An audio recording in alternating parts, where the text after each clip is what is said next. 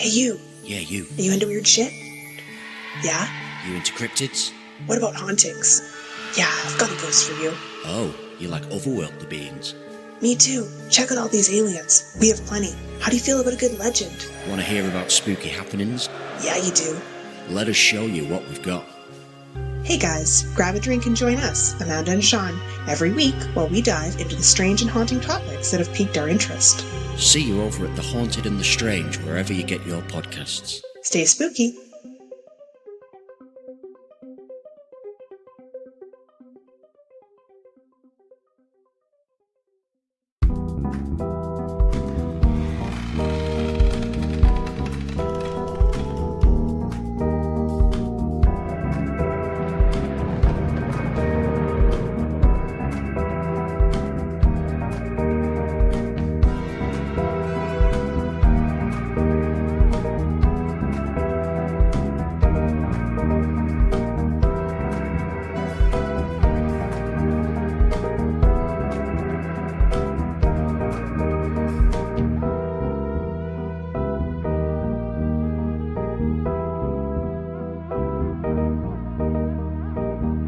Welcome to the What the Fuck Is That podcast, where we ask the age-old question of what the fuck is that? I'm your host, Jess. I'm Jen.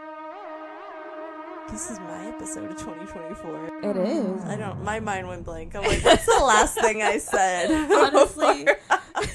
Honestly, I saw the one brain cell chart. Brain cell. Obviously, the one that we share between us. It's like the eye from Hercules. With the muses, where they just pass it around. We're like, here, you want to use the brain cell right now? Cool, I'm going to use it. Sometimes we split it in half so we both can use it. That's exactly what's happening right now. We're failing to communicate with the one brain cell we have. We are all vibes. No thoughts, just vibes. Oh, we're starting 2024 off strong. Here we go. Great. All right. Oh my gosh. I don't think we're going to talk too much this week because I have a whole case and a half. It's a whole to-do. Jeez. We were talking on our Patreon, which, in case you don't know, we do additional bonus content on Patreon, so you get, like, a longer form of this shit, as well as, like, a whole intro that we record just for you. But I was talking about how I was like, yeah, I think I'm done with notes as I'm scrolling through these notes. And then I found another article and a documentary, and I'm like, well, I have to add these. They make good points. What am I going to do? Not add them? It's like that TikTok sound. I'm just going to get one. Just one. I mean, well, I have to get it a friend. I mean, I might as well get 3, you know? Might as well get the whole set. Already there. My mind also went, go to the store, buy a bottle of hoisin sauce. Go to the fridge. Oh no! I have a bottle of hoisin sauce. Go to the store. What? Have you not heard this one? No. The amount of times you look at me like I am losing my mind off of the things I tell you that I see on my For You page. Because you're constantly losing your mind. That's not the point. The point is that you keep looking at me like I am, and I thought you were my best friend and were supposed to be supportive. Well, at least I'm not the only one. You know what? I saw something on Facebook the other day that says, this year, may your Delulu become Trilulu. I love it. Oh my God, I want that on a shirt. That's going to be my new phone lock screen. I want glitter with it. Like, oh my God. I'm going to make it. This is happening. And also, in case you heard the voice in the background, we have a guest star in the pod lab. Woohoo, Momma Lucy. Hi. Come make a comment. Huh? Come make a comment. Okay, Jess, you're probably my daughter, not Jen. Wow. I mean, to be fair, I am adopted, so could be. She told me, you're just like Jess. See, that's why I'm saying this. Because I was listening to something. And, there, go ahead, Jenny, say it. Go ahead, here, Jen, you say it. She's just dying to tell you anyway. Look, see? I like that we're just gonna have a cute little intro, and now Jenny is losing her fucking mind. Speak. Okay, because we were watching TV together last night. Okay. And she got me into this really good series on Netflix. And School Spirit. Oh, the one that you were talking about the other day. Okay, so we're watching that, but I'm noticing she has her headphone in, and I can hear what is playing in her headphone. And I'm like, are you listening to a podcast? And she goes, uh-huh. I was like, but we're watching TV. She goes, I need something else in my ear playing to concentrate on Jenny, the TV. where's my favorite place to edit our podcast? Where is my favorite? Contentment. I like to go to a brewery on a busy Friday evening to edit the podcast. But I was concentrating. Not only a busy brewery, but with her headphone in, like, full blast, listening to our chaos. Like, honestly, I'm sure if she could, she would have the other headphone playing music. Probably some, like, lo-fi music. Like, No, that's the reason why you like to go with the live band. See, exactly. That's what I do. If I'm writing, I want to hear the music in the background, but I want the TV on or something in my ear so I can.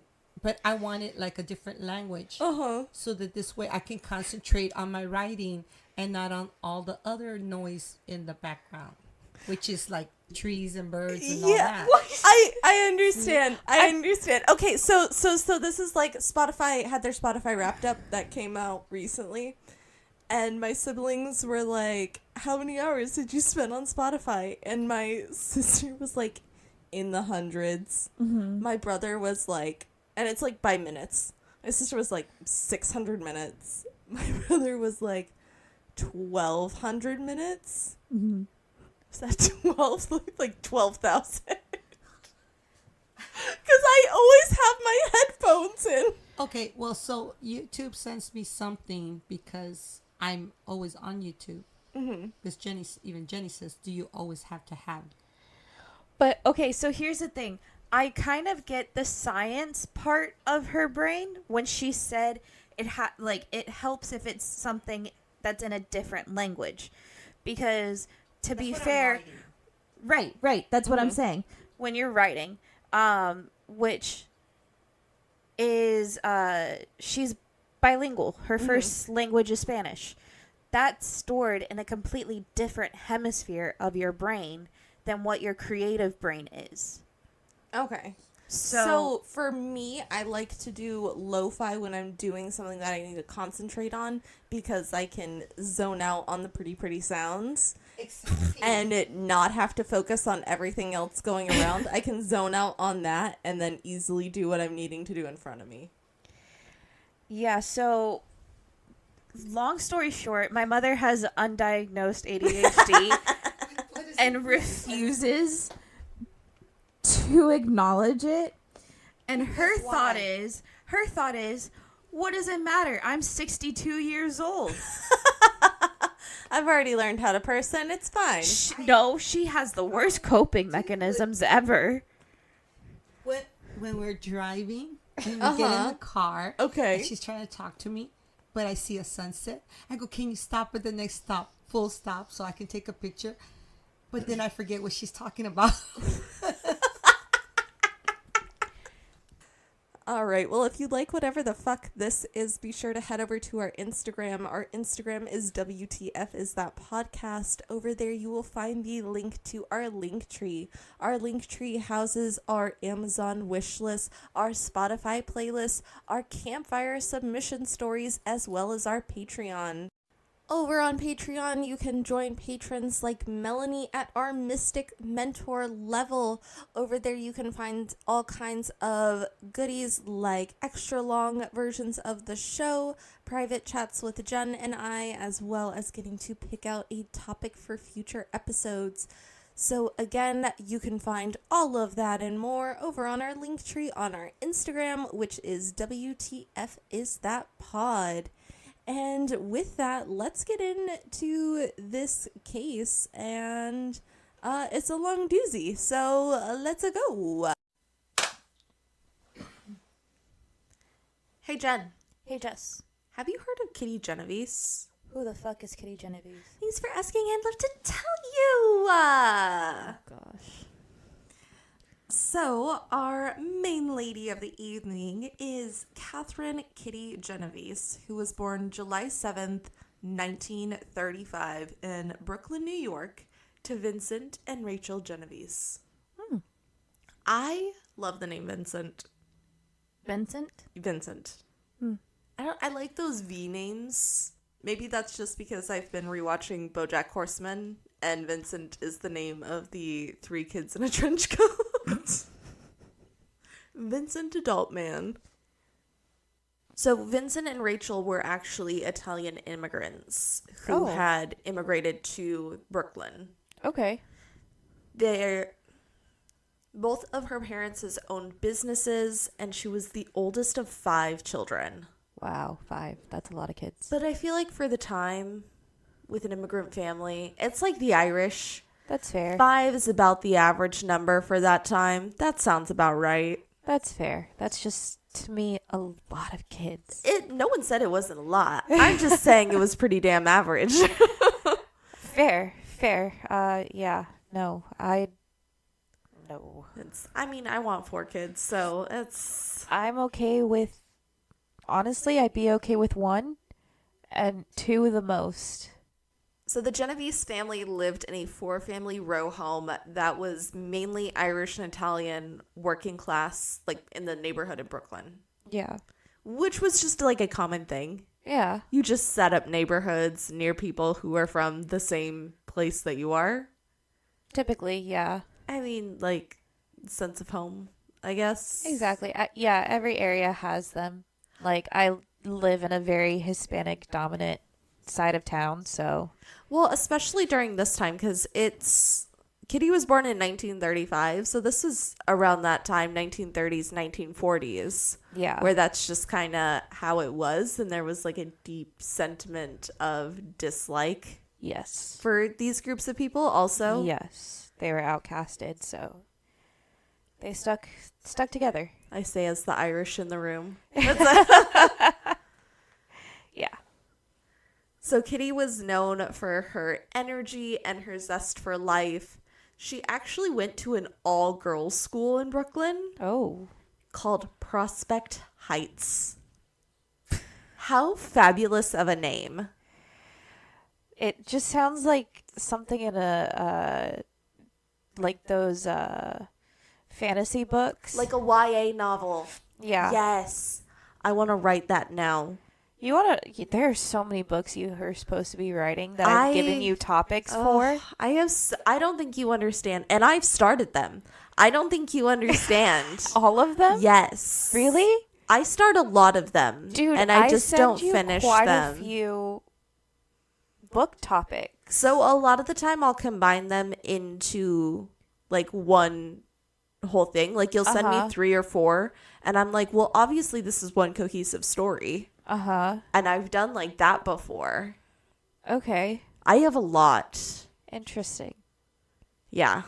Maybe I should finish one of them. Maybe. Yeah. I'm not a bad writer. You're not. So maybe I'll do the pirate one first. Okay. I think I've told you about that one. It's going to be sapphic. Yes. There's a they, them. Yes. They turn into mermaids at one point. Yes. It's going to be great. All I had to say was sapphic, and everyone's like, yes! Give us sapphic pirates. Anyways, back to this, which is also on brand for this, as we'll find out. Okay. Cool. Jesus. Okay. We're unhinged tonight. I told you, I'm drinking wine while recording this. I don't know what's going to happen. I've never done this. I'm usually done with my wine by the time we're done with the opener, so... Oh, God. Kitty excelled in music and English. She was extremely popular Oh. charming, and just fucking gorgeous. Oh. Like pictures of her, like, oh, yes. Like stunning girl, work it. And to be extremely popular at an all-girls school, I feel like is a feat. Because girls are catty bitches. They are, which is the reason why, like, I don't know, sometimes I have that mentality of the popular girl at an all-girls school is kind of a bitch. Yeah, but I also feel like maybe for at the time they had to be like less of a bitch. I guess. I don't know. I don't know. I But wasn't Kitty there seems during cool. that time. Kitty's cool as fuck. In 1954, her mother witnessed a horrific murder that actually prompted her to move the family out of Brooklyn and to New Canaan, Connecticut. Oh my god. But how ironic considering the story that we're talking about today. Yeah. But oh my god. Like, Yeah. to experience that in front of you. And just to like be like, nope, I'm out. Yeah. Jeez. Yeah, it's insane. So very clearly, she at this point was like, nope, I am not having my family Anywhere here near this. anymore, Yeah. and decided to move them to Connecticut. All right. However, Kitty had just graduated from high school and decided to not follow her family to the suburbs. Oh, okay. So instead, she stayed in the city with her grandparents because she was going to marry her at the time boyfriend, Rocco Anthony, I'm going to try, Okay. Fazzolari? That sounds about right. Who was an army officer and engineer. Rocco? Rocco. That's such an Italian immigrant name. Yeah, but also, like, they started dating when she was in high school and he was in college already. Red flag. Which, like, why was that a thing during that time? I don't know. I don't know. Don't do that. So very clearly, she didn't want to move to Connecticut because obviously she's going to get married to her hunk of a long-term boyfriend, army engineer man, Rocco. Okay. Still such a funny name. Sorry. I mean, fuck it. That's... The two were married on October 31st, 1954, which again, we would have fucking loved, Kitty. A Halloween I love wedding? that. Are you shitting me? I absolutely love that. I want to have my wedding on Halloween or on Dia de los Muertos, which is November 2nd. That's also my mom's birthday. Ooh, but I could see it already. But she said she's okay with me doing, so, you know, we'll figure that out. I'm sorry But- to whoever you marry, but I already have it planned in my head for you, so you guys have to do nothing. Okay, but I also wanted a masquerade theme if we do Dia de los Muertos. Done. Okay, Adjusted for. Mental noted. great. Okay. I hope you know the colors that I like too. Yep. Do you? It's going to be a majority of a black and white color scheme with like gold flecks thrown in and marigolds. Okay. I'd also like some navy blue in there, but We we'll could do see. that. Okay. We could do that instead of the black. Yeah. We could do like a navy and we could do like an off-white Yeah. with we could also do like a gunmetal gray that's pretty close to black with the marigolds. Yeah. I like that. Done. You're welcome. See, I know. So while we think Kitty's cool, Rocco probably Absolutely. didn't. What? The marriage was soon annulled. Oh. And the two were divorced in 1956. So they had literally only been married for like maybe 2 years. Okay. Why? Was he cheating? No. You'll see. Okay. You'll see. So in the late 1950s, Kitty ended up moving into her own apartment in Brooklyn. She was working at the time as a bartender. She had done a little bit of work as a secretary before that, but it just wasn't her jam. Which, fair. Office work isn't for everyone, babe. Yeah, definitely not for me. In August of 1961, she was actually arrested for bookmaking. What? So I don't know if you thought what I did, but I'm like, was she like making books that were banned? Like, what is this mean? I had to look it up. I'm assuming something financial. It's essentially like being a bookie. So, like, taking bets on different things. It was her and her friend Dee, and again, I'm going to try real hard with this name. Okay. Guartneri? Sounds right. Gartneri? Sure. Sure. Her friend Dee. Her and her buddy Dee. They had been taking bets on horse races from bar patrons at the bar that Kitty was bartending at. Oh. They ended up being charged $50, but because of this, Kitty also lost her job at that bar. Oh, man. Which, understandable. Yeah. Like, Yeah. You know, maybe don't do that at your job. Yeah, maybe, like, not the best plan you had in mind, but, like, pop off, we love an inventive queen. Yeah, exactly. Kitty was very clearly headstrong and hardworking.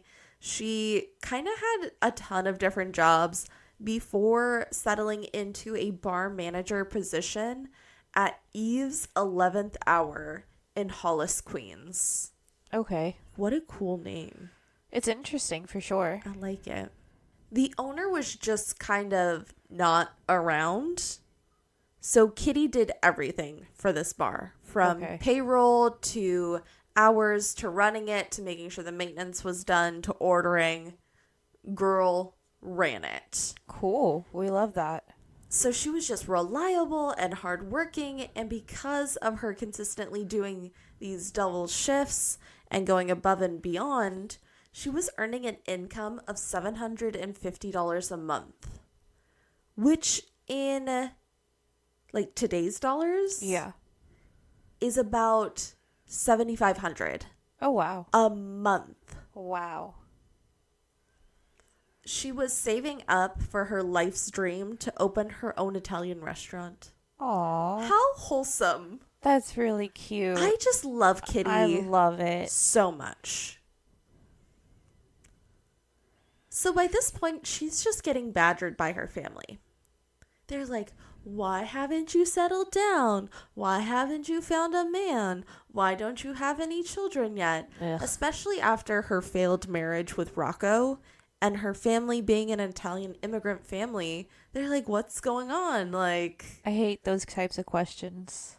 But for the times, it makes sense. I mean, that's fair. Yeah, that's fair. It's weird that she is just living in Queens, working as a bartender, and that's it. Yeah. You know? I guess. I get it. Kitty had the best response, though, of all time. She said, no man could support me because I make more than a man. Ooh. Pop off, queen. Nice.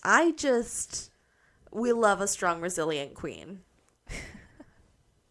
She may have just used this as an easy excuse, though, because on March 13th, 1963, Kitty met Mary Ann. I'm going to try again. Okay. Again, these names are hard. Zilanko?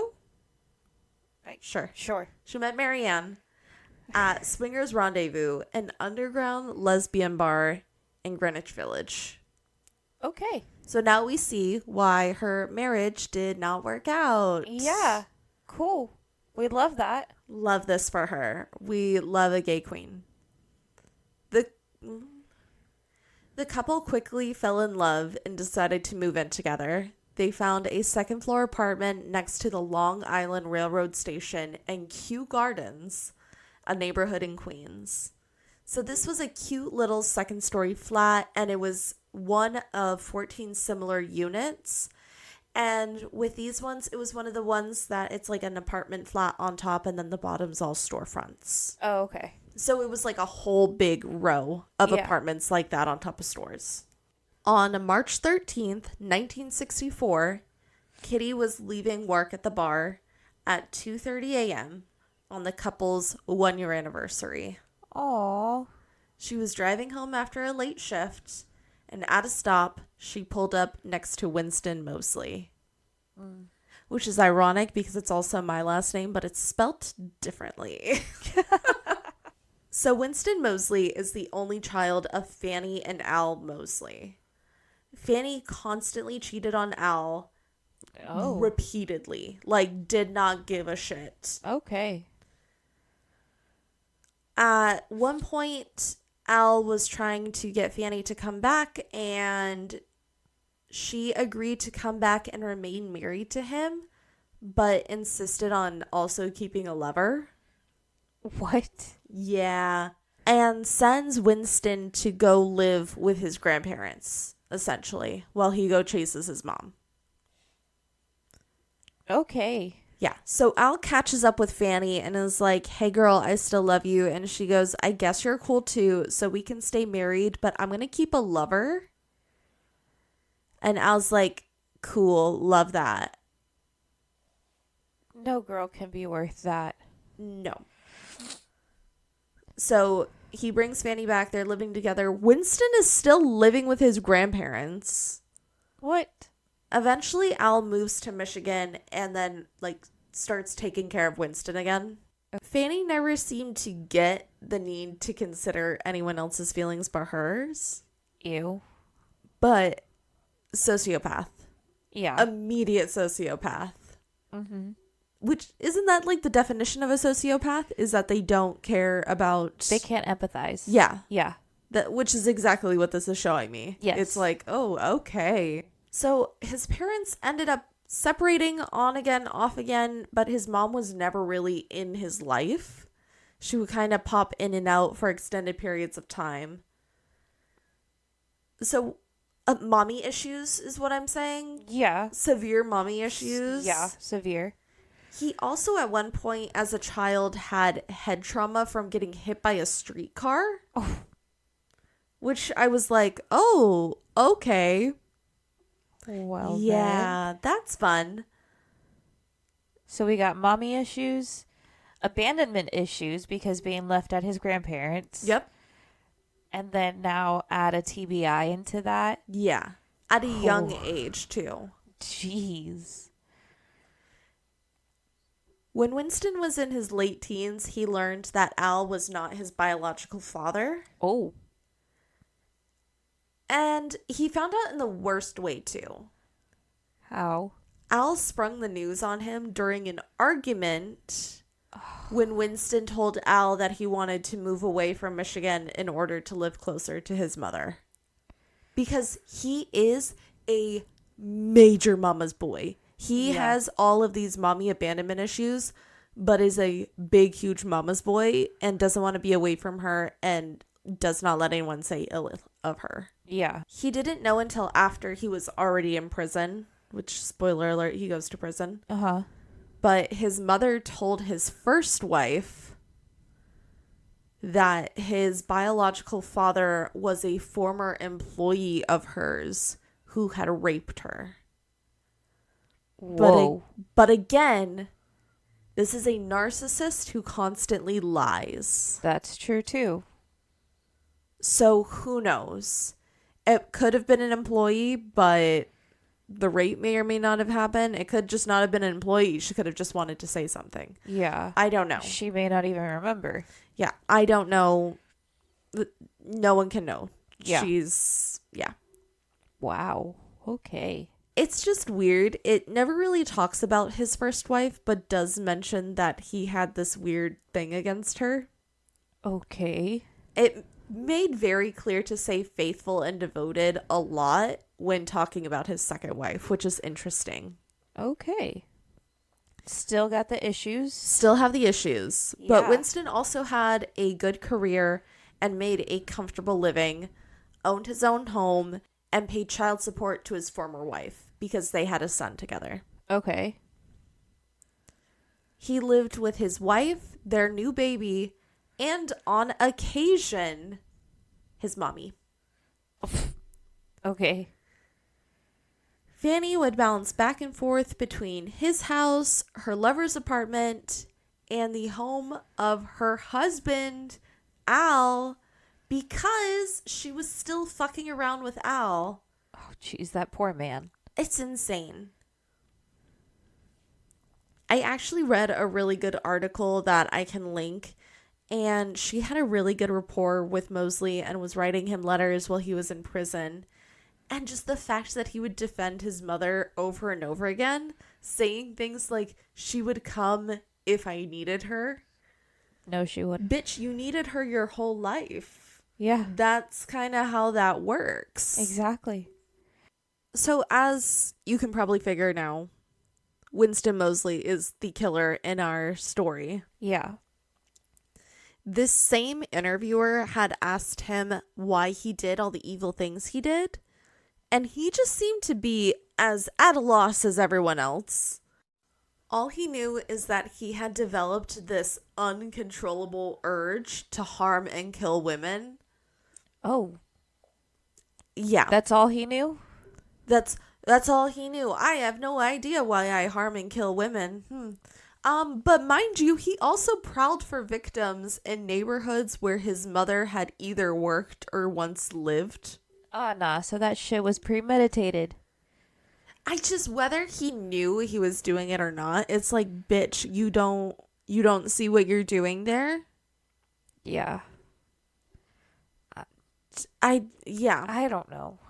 The fact that other people are also like, I have no idea why he did this, and then you put 2 and 2 about his mom and the neighborhoods, and you're not like, oh, it's because of the mommy issues. Yeah. And to be fair, a lot of killers are not bright.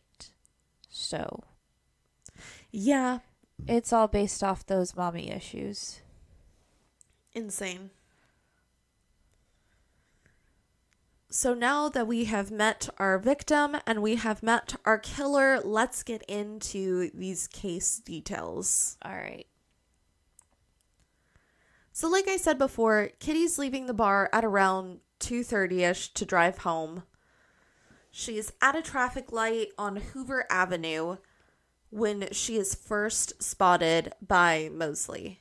He's sitting in a parked car and just happens to see her at the traffic light. Mosely had actually left his wife and 2 sons asleep in their home in South Ozone Park, Queens at around 1 a.m. to go cruising for a victim. So he had been out there he saw Kitty around 3, so he had been out there for 2 hours already. Nope, I don't. That's a yuck. It's the cruising around where I'm like, no. Yeah, that's the yuck. No. No. Yeah. So roughly 45 minutes from the time Kitty departed the bar, she was arriving home and parking her car in the Kew Gardens Lear parking lot. So there's an alleyway that is just feet from the door of her building. Literally feet. She had to walk from the parking garage to the door to get up to her flat. Oh. In the few steps that she took to walk towards the apartment complex, Mosely exited his vehicle, which he had parked at a bus stop on Austin Street, which is literally like, here's Austin Street, and she was parked here. Yeah. Mosely came up to Kitty with a serrated knife, and she realized what was going on and started to run towards the front of the building. But him being bigger than her quickly overtook her and stabbed her twice in the back. Oh, jeez. With a serrated knife. Yeah, that does damage. Oh. Mind you, it's 3 a.m. These are shops on the bottom. There's no one there. Yeah. It's pitch black. There's like a pharmacy and there's a coffee house, but then everyone else is asleep. Yeah. Nothing else is going on. Yeah. One of Kitty's neighbors, Robert Moser, woke up and saw the struggling going on down below and yelled out, "Leave that girl alone," to which Mosely's little bitch ass flees away from the scene. And Kitty can be heard yelling, "Oh God, he stabbed me, help me," and started to wake up residents. By this point, Kitty isn't like mortally wounded. Yeah. She's a little fucked up, but she's able to get on her feet and start to make her way to the building's entrance again. Okay. Thinking that Mosely's gone. Like, he's been scared off. Now she can make her way get back. away Yeah. and just get upstairs. Yeah. She makes it inside, she makes it all the way around and to right where the stairs are about to go Yeah. before she finally collapses. Oh, okay. So her adrenaline probably started wearing off. Yeah, so she's like in the stairwell when she collapses. Poor baby. Meanwhile, Mosely had driven away, covering his face with a wide brim hat, which I don't know about you, but I just imagine like a grandma sun hat, like a big ass like floppy hat. Yeah, I'm glad I'm not the only one who's thinking of that, or like he's running away and it's like bouncing.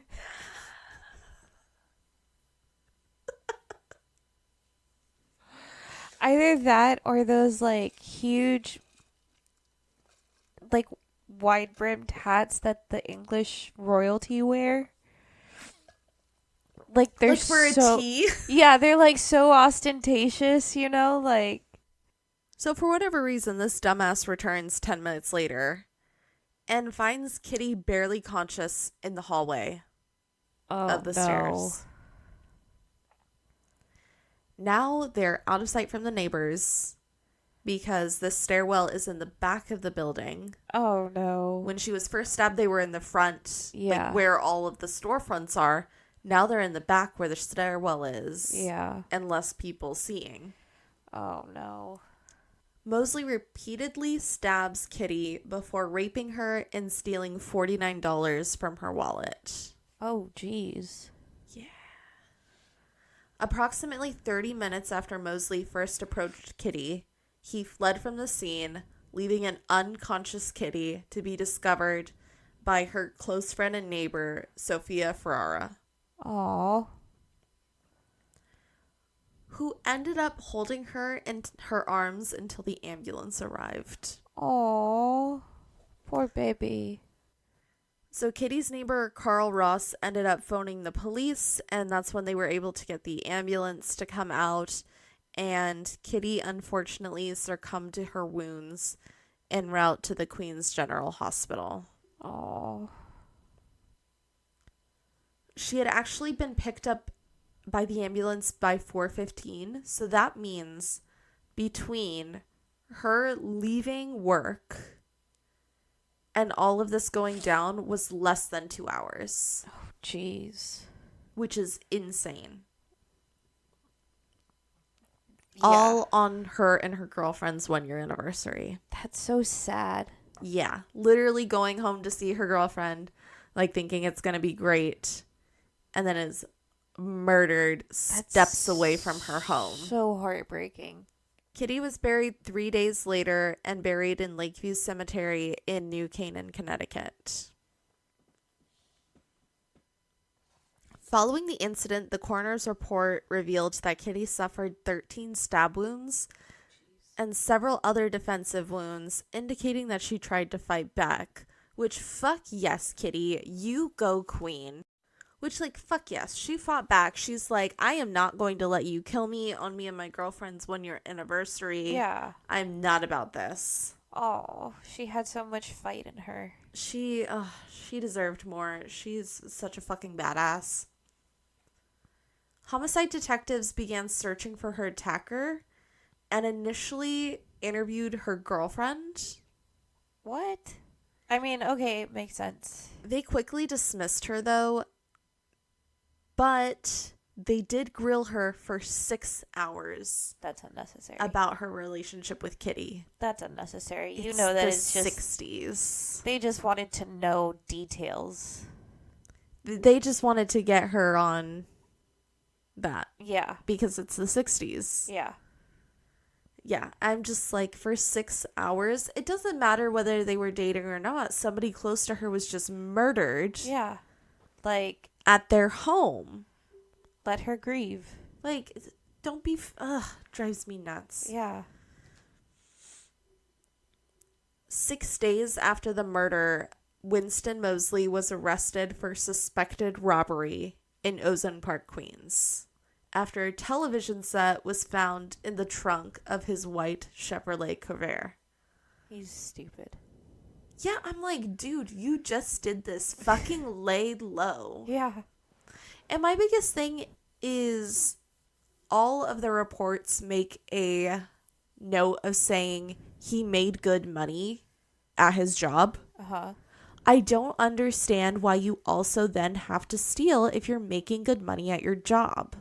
I think it's one of those impulsivity things. I don't understand. It drives me nuts. So detectives were just fucking on it because a detective remembered the same color car had been reported by witnesses at Kitty's murder. Oh, okay. So he's just like, interesting.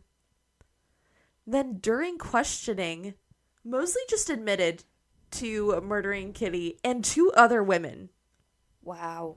He's not very bright, is he? No. Okay, so we'll get into it in a second, but let's talk about his other 2 victims first. Because while Kitty is the start of a lot of things happening in the US, which we'll get into later, I didn't know that he had these other 2 victims beforehand, and I've known this case for a while. Yeah. So let's cover the first 2 victims of Winston Mosely. Okay. First, we have Annie Mae Johnson, who was a 24-year-old housewife and mother who was murdered in her own home in South Ozone Park on February 29th, just 12 days before Kitty. Wow. Okay. So we know that he has a comfort zone.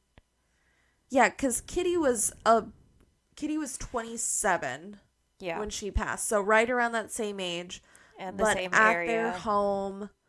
Yeah, same areas, which is interesting. Detectives actually didn't believe that he had actually committed this murder because the medical examiner thought she had been stabbed with an ice pick when he claimed to have shot her. Okay. But get this bullshit. They did a re-examination and proved that the body had been shot repeatedly by a small caliber gun. I'm like, how do you fuck that up? Granted, I don't know anything medical about or anything about bodies, but I don't understand how you fuck that up. Yeah, no. Bullet holes and ice pick stab wounds, 2 different sizes. That's what I fucking thought too. Like, even for a small caliber gun. Even for small caliber bullets. And I would think how they would enter the body would be different too. Yeah, it is. I was fucking appalled. His second kill was Barbara Karlik, who was a 15-year-old murdered in her own bed. A child. Yeah. Wow. He had murdered Barbara with 18-year-old Alvin Mitchell.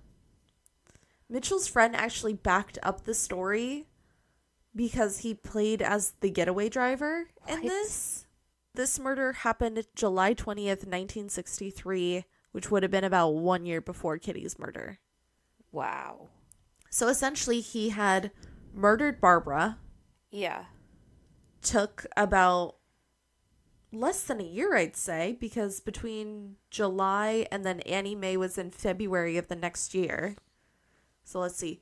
August, September, October, November, December, January, February. 7 months. Killed Barbara. 7 months later, kills Annie Mae. And then 12 days later, he's kills devolving. Kitty. He's just needing that thrill over and over again. Yeah. So again, I've known this case for a long time. I know a lot about this case, and never have I ever heard anyone call him a serial killer. But he is a serial killer. Yeah, 100%. He has a very similar victimology. Yep. In their homes or very near their homes, and young women. Yep. In or around where his mom lived or worked. Yep. That's a serial killer. Yeah. So I actually found one article that called him the 911 killer, which we'll see later why that ties in. But I was like, okay. So following his arrest and everything going on, he had subsequent psychiatric examinations. And all of these suggested that he was a necrophile. Ew. Yeah. Gross. Yeah, it's fun. That's not fun. It's not, but here we are. Mosley was found guilty of all 3 murders and sentenced to death on June 15th, 1964. However, his sentence was reduced later to 20 years to life. What? For murdering 3 women in their home. What? Yes. For being a serial killer, 20 years to life. You get the opportunity for parole. The Great. fuck is that shit? Yeah. Clearly, Winston was not okay with this. In 1968, he actually escapes Attica prison, What? during which he held hostages in Buffalo before being recaptured. What? Yeah. He got an additional 30 years onto his sentence Okay. and just was, like, repeatedly denied parole. He ended up being denied parole 18 times. I mean, at least he's still in prison. During the period from 1984 to 1995, Mosely appeared before the state parole board 6 times in, 11 years? It gets worse every time. It's just bad. Because obviously, when you go in front of a parole board, you have to show a sense of remorse Yeah. and guilt for your victims. Yeah. You can't just go up and be like, nah, fuck them bitches, and expect to be let out. Yeah, no. His appearances were bizarre at best, and he just constantly played the victim. Of course. He said things along the lines of, for a victim outside, it's a one-time or 1 hour or 1 minute affair, but for the person who is caught, it's forever. Ew. Excuse me? What? Did you just say, oh my god, it's so much better that they got to die because now I have to live in prison? Oh my To God. a parole board? And you thought that was gonna work, sweet baby cakes? Honey, you committed the crime. Oh, well, I only killed them for a minute, and now they're dead for the rest of their life. Yeah. What do you mean? It's not like, oh, it's fine. You know, I just took someone's life. I killed them once, they'll regenerate. This is not a video game, sweet baby angel No. cakes. Oh, God. You dumb little fuckwit. Wow. He also added, because why not add on to that little delightful nonsense? Of course. People do kill people when they mug them sometimes. What? What? What does that have to do with this? And again, everywhere I read says his job was well paying. Yeah. He was not hurting for money. He Why do just you need liked- to bring mugging into this to begin He just with? liked to do it. He was a violent person. Yeah, it's honestly just like, oh, well, I need an excuse to hurt people. That's, oh God, no. Wild. Fucking wild. At another parole hearing, Mosely claimed he had written a letter to Genovese's family to, quote unquote, apologize for the inconvenience I caused. The inconvenience? You mean the inconvenience that they don't get to see that wonderful, bright, amazing human being grow into an even better person? The inconvenience of murdering their child? Yeah. What? The inconvenience of taking somebody's person away from them? Like, what do you mean? That, Oh my god. that's probably the wildest excuse or quote unquote apology I've ever heard. The worst part, Kitty's family strongly denies that they ever received any sort of communication, nor do they want to have one from him. I mean, I don't blame them. But again, just sociopath behavior that he learned from his mom. Yeah. Insane. Winston Mosely died in prison on March 28th, 2016, Oh, wow. Not that long ago. at 81 years old. Wow.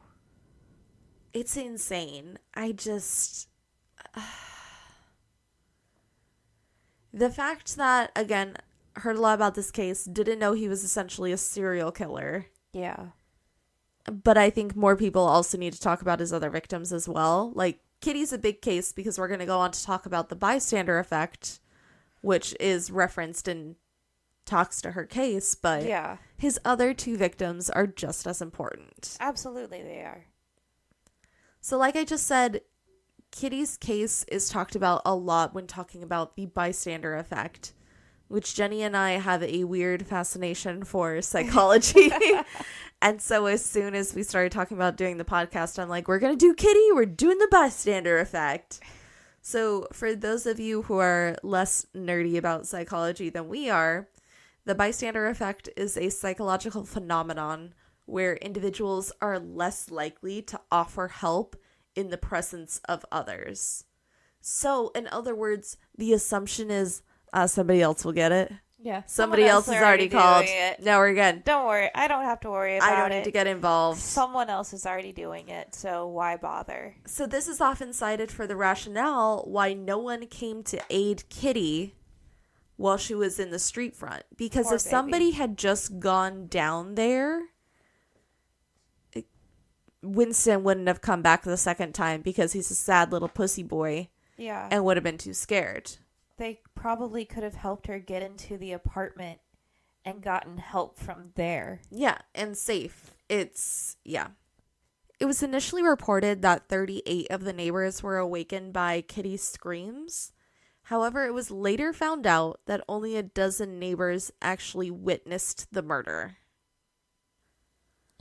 Interesting. Okay. The biggest thing is the media was trying to make it out to be bigger than what it was. Yeah, of course, as they do. So that's where we get the 38 that everyone always talks about. And there is a really good documentary out where it's essentially Kitty's brother trying to go and find answers. Uh-huh. And police had 38 interviews with neighbors, which I think is where that 38 number comes from. Yeah. But again, only about a dozen people actually witnessed something happening on the street in general. Like seeing a scuffle in any part. Yeah, and I can tell you that eyewitnesses are actually really unreliable also, which a lot of people don't realize, that trying to see someone, or when something like that is happening so fast, you actually don't capture a lot of memories. Well, and for the time and area too, I think a lot of the assumption was just it was a dispute between couple or something going on and no one wanted to get involved. 2 people had actually called the police, but none went to go help Kitty after the attacker left. Wow. Okay. The bystander effect actually has a 5-step decision-making process for when somebody is intervening in an emergency situation. Okay. So number 1 is just to notice something is wrong. Like, hey, that's a little sus. Just a little bit.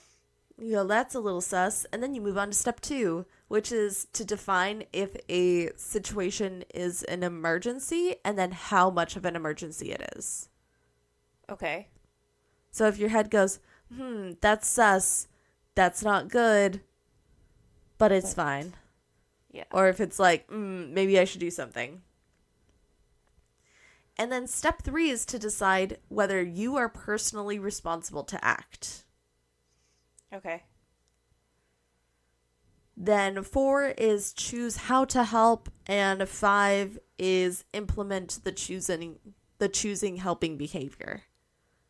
So if you get to step 2 and you're like, it's not an emergency, you're done. You're not going to do anything else. And then you are a bystander.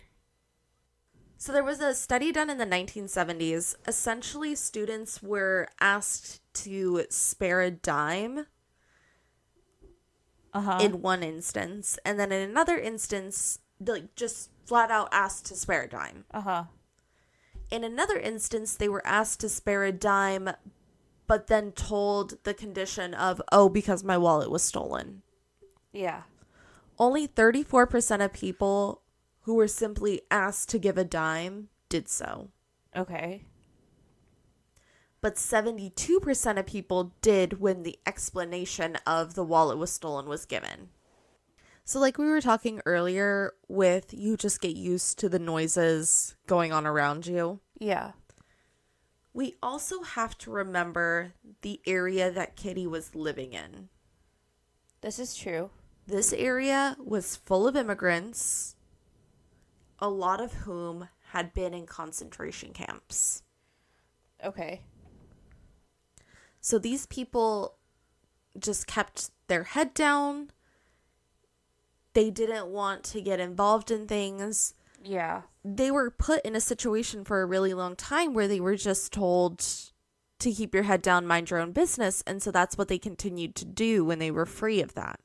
The other issue with this bystander effect is that it is said that more people tried to call police, but this is during the time when there wasn't a 911. You had to call the operator. The operator would connect you to the police station, and then you could call about your emergency. That's so wild to me. It's insane that you couldn't just be like, hey, there's an emergency and call that. You had to be like, hello, operator, there's an emergency. Please connect me to the police departments. What year is this again? This is 1960s. So essentially, like, my mom's older than 911. 911. Yeah. That's wild. So it's reported that more neighbors had tried to call the police about this going on, but the operators were told, oh, the police have already been told about it. Oh, okay. Not realizing that multiple people are calling in, making it a bigger, like, escalating the situation. Yeah. Because the operator's like, oh, no, they've already been told. Yeah. So they're not getting, like, the emergency of it. Yeah. But they also can't bog down the lines. That's true, too. So if they know this has already been called in, they can't bog down the line in case there's another emergency that comes in, because there's only one. That's not how the wire system works. Yeah, I mean, that's true, too, but I don't know. I'm just glad that something was done in response to something like this. Yeah, so nice segue, because in 1968, the U.S. adopted the 911 system, which then replaced the having to call the operator. And this saves so much time when getting to an emergency. It causes delay. It doesn't cause delay. It takes away delay and confusion and just all of that other stuff that goes into having an extra person in the way of getting to emergency services.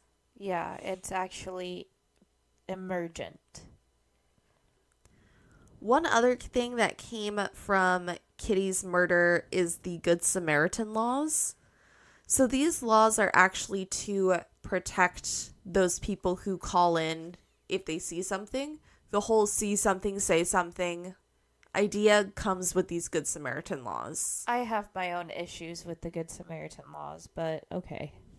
But, I mean, for something like this, when it's like you can have the confidence to call in and say something. Yeah. So, in case you don't know, Good Samaritan laws protect individuals who act in good faith to provide emergency care. So, if, again, see something, say something, jump in to help, and you will not be in trouble for doing so. Yeah. And that's all I have. So, that was the murder of Kitty Genovese, Annie Mae Johnson, and Barbara Carlick. Wow. Yeah. The fact that he is a whole ass serial killer. Yeah. And I can't find anyone saying it enough. The fact that, like, yeah, this story was actually told to me originally in college, in my undergrad. And the fact that I had no idea that he was tied to 2 other murders. I just wonder how many he would have done If he hadn't been caught. If he hadn't been caught for the burglary, Yeah. and then just folded so easily. Yeah. I mean, It's insane. it's good that he got caught when he did, so that way no one else would die. But the fact that, like, he would continue. Oh, yeah. Well, we've seen so many serial killers where they are caught and then just let go. Yeah. And then go on to continuously murder. So I could only imagine if he had been given the reduced sentence, didn't try to break out of jail, Yeah. actually could play remorse with his parole and got out, Paroled, yeah. what he would have done. Yeah. Scary to think of. Insane. All right, Jess, you ready?